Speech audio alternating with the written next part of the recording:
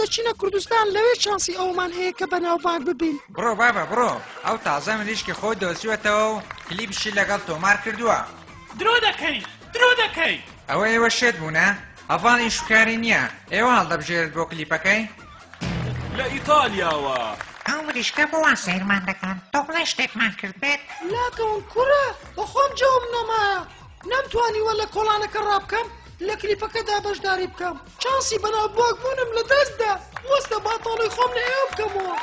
ئەم هەموو پارەیەم لە دەستدا، ئەم هەموو کەلەشێرە بەردەوام بە دوام دەسوڕایەوە، هەمووم لە دەست چوو. لە دانی مارێک چی؟ بەتەمای لە ماڵەوە ڕابکەی؟ دانیشە تۆ دەبێ خوێندنتەوە بکەی ها؟